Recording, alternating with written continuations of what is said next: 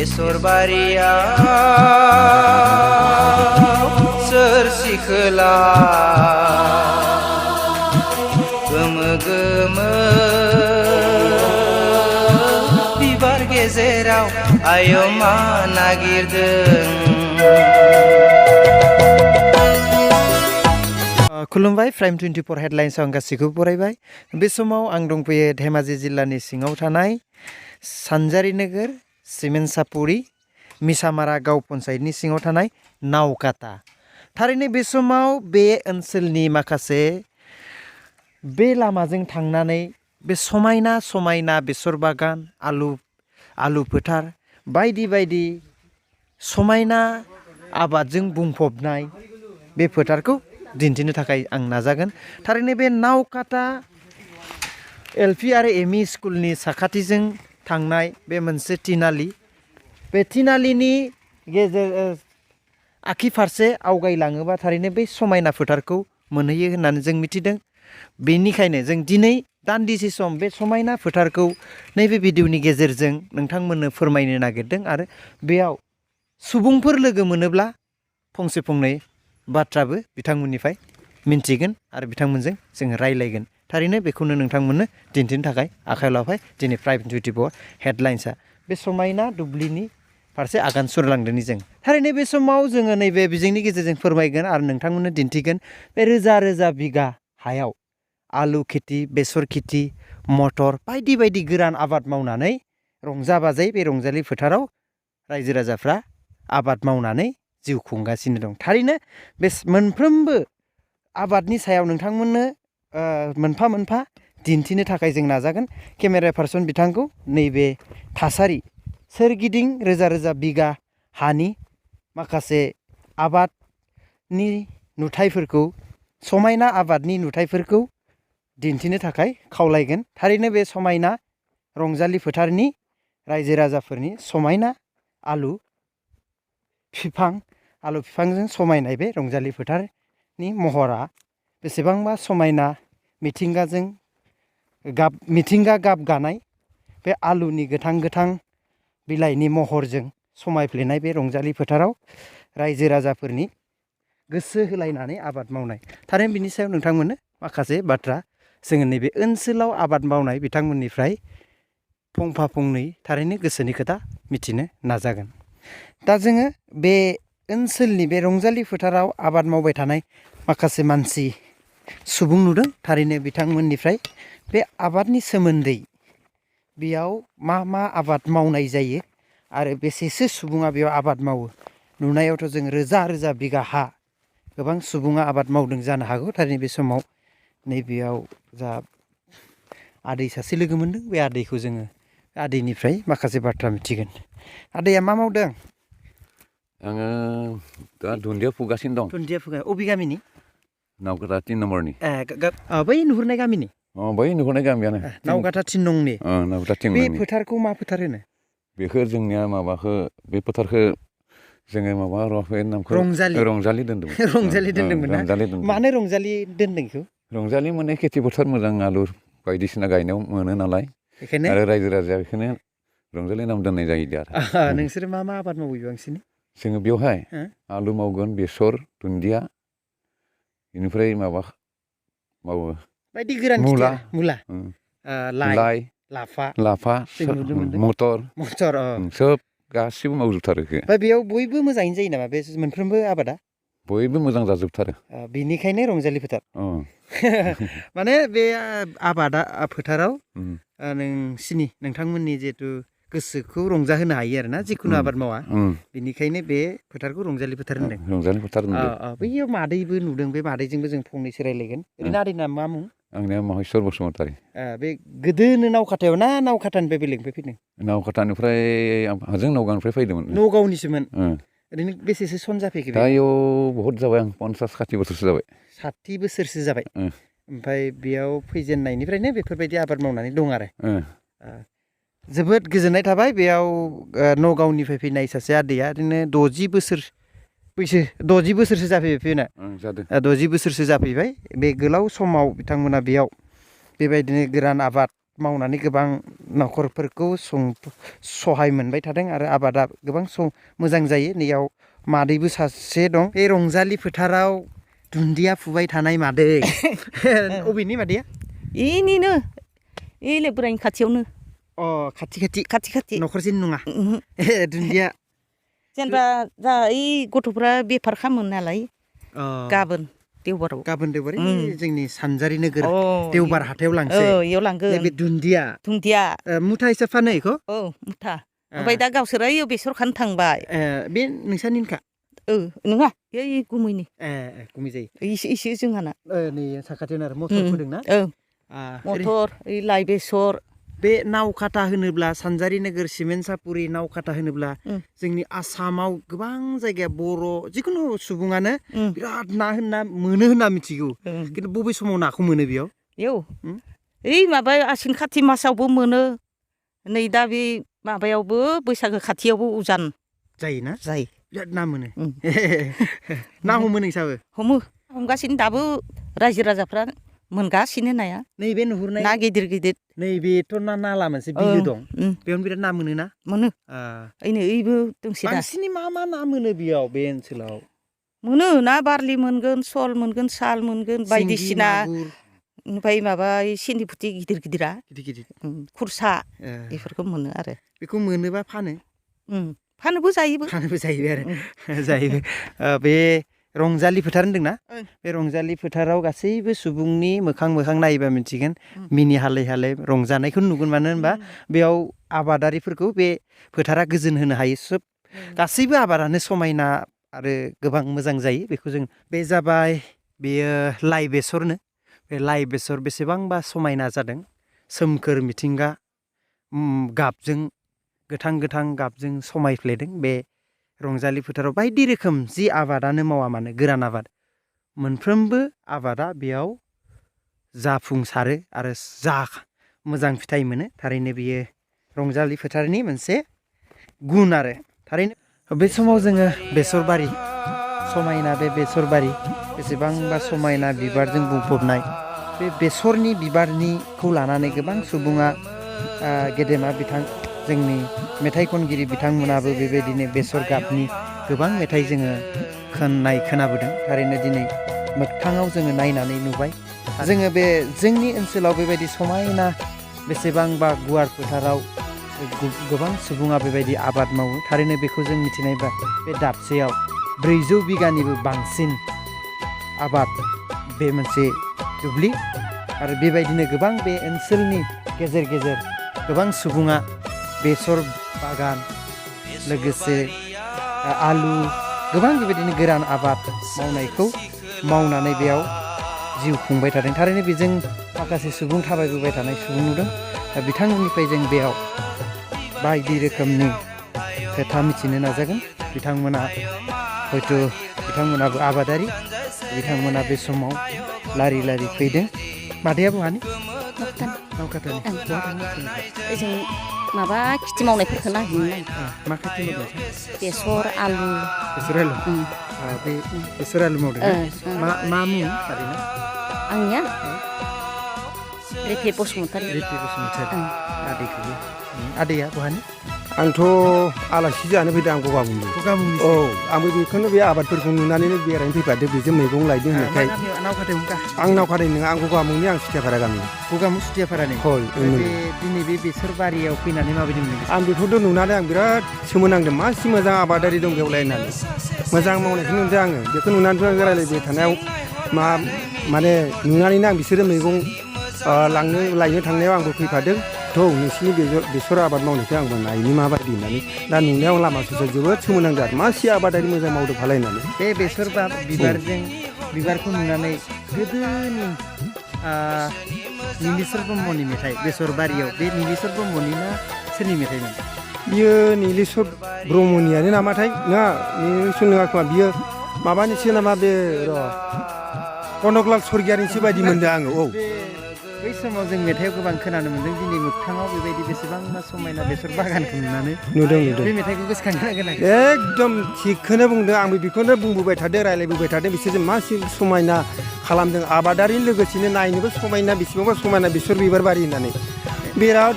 माने सुटिं खालामनो मोजां जाथारदों माथो होननानै बिसोर रायलायबोबाय थादोंमोन औ एसेयावनो माने लोगो मोननाय जादों आरो आं गोसोनि साननायखौ नैबे बिजोंनि गेजेरजों फोरमायनो मोननानै माबायदि मोनखो बिराद मोजां गोजोननाय मोनथारदों जोबोद गोजोननाय मोनदों बे फोथारनि मुंखौ जों खोनानो मोनदोंमोन नावकाटा रंजालि फोथार नावकाटा रंजालि फोथाराव गगामुग सुथियाफारानि आदैया फैनानै गोसोखौ गोजोननाय मोनदों जोबोद गोजोनथाव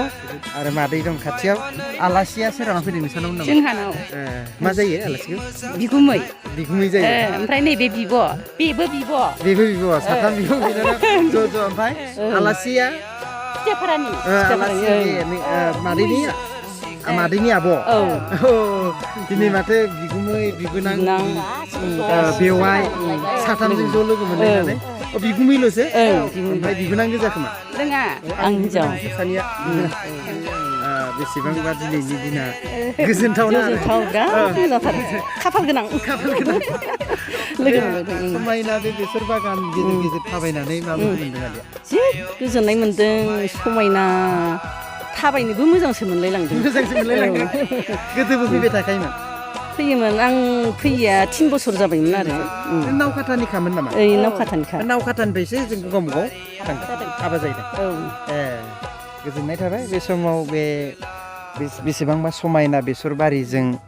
न'खरनि गोजा दिनै माखासे सुबुंखौ लोगो मोननानै जोंबो गोजोननाय मोनदों बे नावकाटा गामिनि साखाथियाव थानाय रंजालि फोथार बे रंजालि फोथाराव गोबां सुबुङानो बेबायदि आबादखौ नुनानै गोसोखौ गोजोननाय लाफैयो थारैनो नैबे समायना बेसर बागाननि नुथायखौ नोंथांमोनाबो नुनानै मिथिखादों जानो हागौ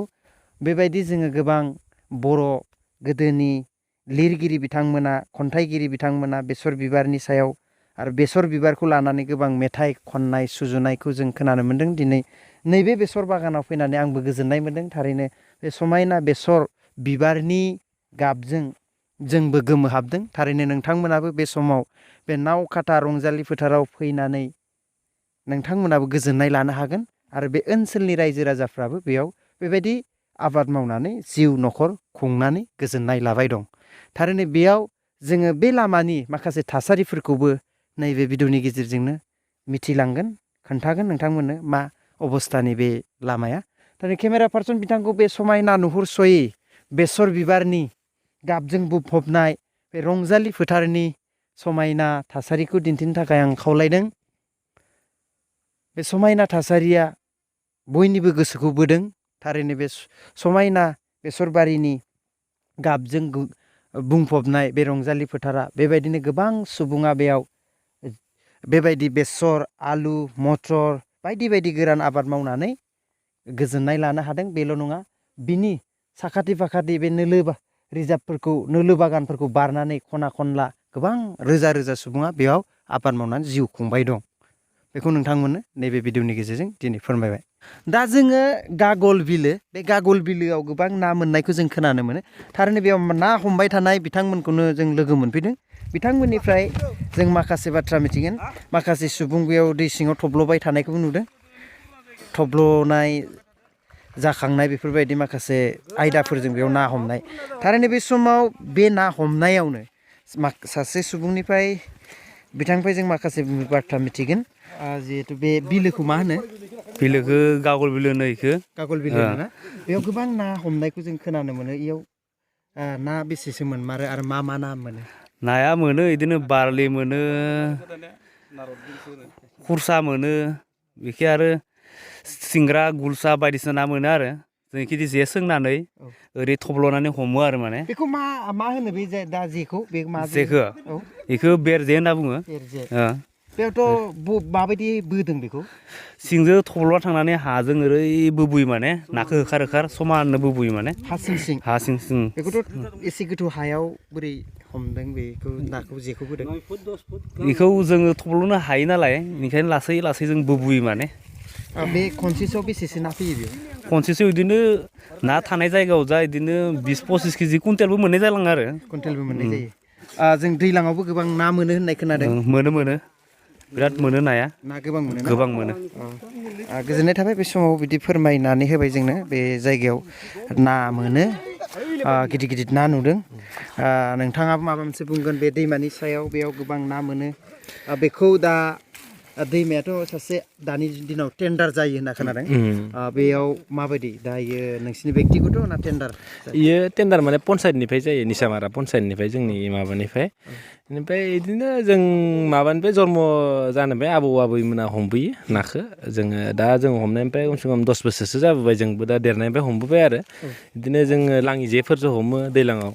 आरो सेनफोर सानानै हमो ओमफ्राय दा जेजों जों दा रोंनायनिफ्राय देग्लायनिफ्राय जों गोदान हमदो आरो ना ओमफ्राय दा बिदि सोलोंबोबाय दं आरो ना हमनायखौ आयदाखौ सोलोंबाय बेयाव गोरान खेथि आरो ना हमनानै गोबां रां खामायो होनना खोनादों खामायो आलु बेसर मावो गोरान खेथि ओमफ्राय सिजेन माइफोरबो मावो मावनायालाय ओमफ्राय नाफोरबो हमो आरो दा टाइम फ्रि जानायखाय आरो बिदि आरो गोजोननाय थाबाय बे समाव बे गागल बिल बे गागल बिलाव बर' सुबुंफ्रा गागल एबा नारद बिलबो मोननै मुङाव दं बे दैया ओरैनो बबेनिफ्राय फैयो खर'आ बेना बियो माबा ब्रह्मपुत्रनिफ्राय फैयो आरो ब्रह्मपुत्रनिफ्राय गावबोनाय आरो दालाय फिसा फिसा दालाय दं दिखारि होनना बुङो दिखारि दैनिफ्राय फैयो होमबा बेयाव जोङो मिथिनो मोनबाय बेयाव गिदिर गिदिर ना बारबाय थादों ना बारलि ओरैनो दा नानि दामा बेसेसो जादों बेयाव ना बारलिया ओरैनो 2 केजिनि गोजौआ 300 ओमफ्राय केजि 2 केजिनि गोजौनिया केजि 300 ओमफ्राय खुरसानाया 260 आरो केजि खुरसानाफ्रा ओमफ्राय गागलना बिदिनो खुरसा गिदिर गुलसाफोरा 450 आरो केजि बेबायदि आरो बे समाव जोङो सिमेन्सापुरि सानजारि नोगोरनि सिङाव थानाय नावकाटानि साखाथियाव गागल बिल आरो नारद बिल मोननै मुङाव थानाय बे बिलोआव गोबां बर' सुबुंफ्रा ना हमनानै बेबायदि रां खामायनायखौ जों मिथिनो मोनबाय आरो गोबां ना मोनो बिनि सायावबो जों मिथिबाय बे समाव बे समायना फोथाराव फैनो थाखाय नैबे रन्दै घाट बे रन्दै घाटखौ बारनो थाखाय गोबां खस्थ'नि गेजेरजों आबादारि बिथांमोन आरो बेखौ बारनानै ओजोंहाय माखासे न'खरफोरबो दं मिसिं बर' राभा बायदि बायदि न'खर बेयाव रायजो जानानैबो दं थारैनो बे रन्दै घाटखौ बारनो थाखाय गोबां खस्थ' दुखुनि गेजेरजों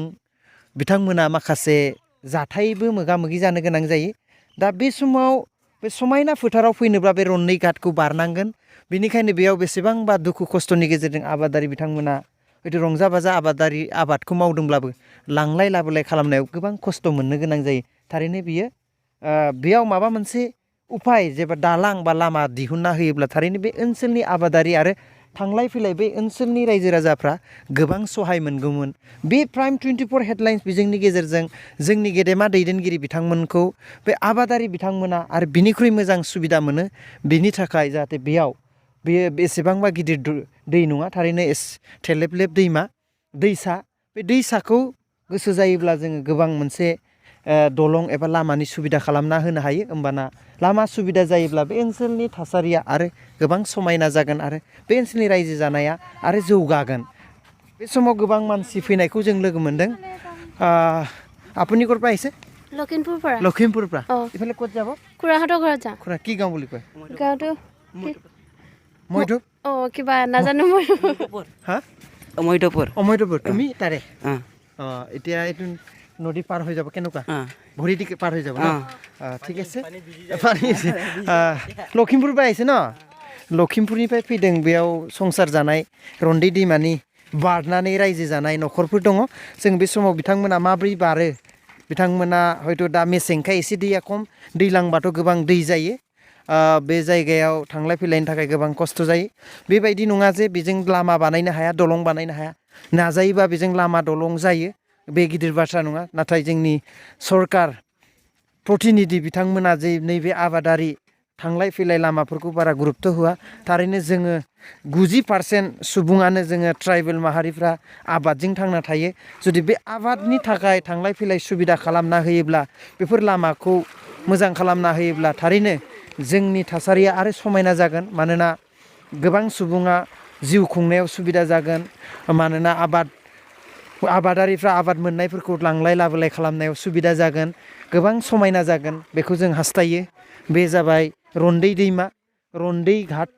बे रन्दै घाटखौ बारलाय थांलाय फैलाय खालामनो थाखाय गोबां खस्थ' बेजों जोङो दासो लोगो मोनदों लखिमपुरनिफ्रायबो माखासे आलासि जानो खुरमानाव फैदों बे बेसेबांबा थांलाय फैलाय गिदिर मोनसे लामा बे लामा खालामना होयोब्ला गासिबो रायजो राजाफोरनि थाखाय मोजां जागोन बेखौ आसा खालामो